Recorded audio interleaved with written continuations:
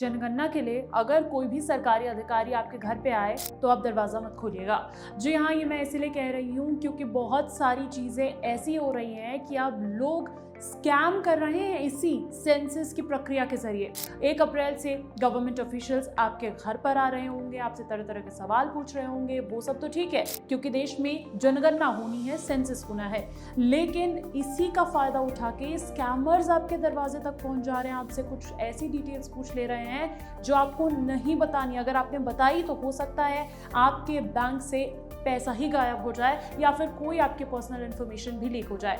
अब मैं आपको बताती हूँ कि आप इसके लिए कर क्या सकते हैं। देखिए, अगर कोई भी गवर्नमेंट ऑफिशियल आपके घर पर आता है तो वो अगर आपसे आपके घर में कितने लोग रह रहे हैं ये सवाल पूछे, आपके पीने के पानी का सोर्स क्या है ये सवाल पूछे, किस टाइप का आपका घर है, खुद का घर है या ओनर कोई और है, या फिर टीवी, लैपटॉप, ये सब क्या चीज़ें हैं, ये सब सेफ क्वेश्चंस माने जाएंगे।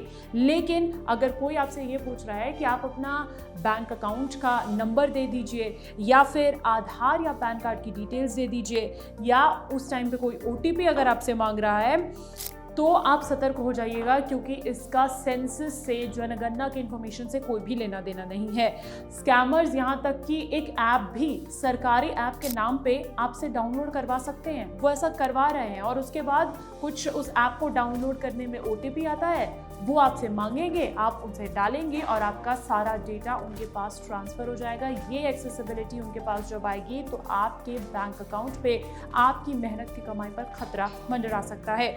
आपको करना क्या है, अगर आपको कुछ भी सस्पिशियस लगे ना तो एक इमरजेंसी नंबर है 112, आप इस पर कॉल कर दीजिएगा। एक और साइबर सिक्योरिटी का नंबर है 1930, आप इस पर भी कॉल कर सकते हैं।